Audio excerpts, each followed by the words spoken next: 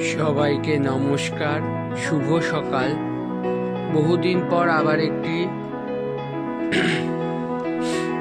আমাদের কাছে গতকাল খুব একটি গর্বের দিন গেছে, কারণ সে বিষয়ে আসি।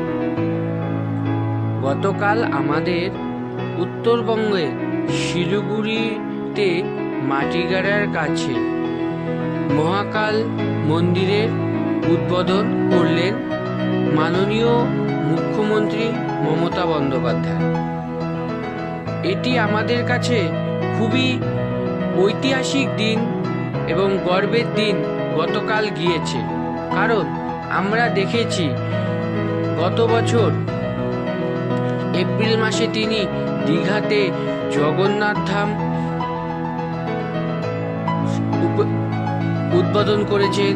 তারপর নিউ টাউন কলকাতাতে তিনি দুর্গাঙ্গনের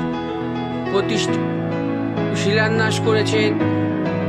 আর দ্বিতীয়টি হল উত্তরবঙ্গের শিলিগুড়িতে মহাকাল ধাম মন্দির।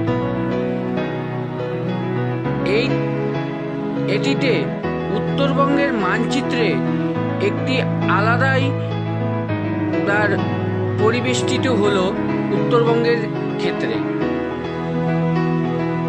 আমাদের মাননীয় মুখ্যমন্ত্রী দিদি একের পর এক তার উন্নয়নমূলক যে কাজগুলো তিনি করে চলেছেন, তার জন্য দিদিকে জানাই অশেষ ধন্যবাদ এবং উত্তরবঙ্গবাসী হিসাবে নিজেকে গর্বিত বলে মনে করি এবং শিলিগুড়িবাসী হিসাবে নিজেকেও গর্বিত বলে মনে করি এত সুন্দর একটি মহাকাল ধাম মন্দির শিলিগুড়িতে গড়ে তোলার জন্য।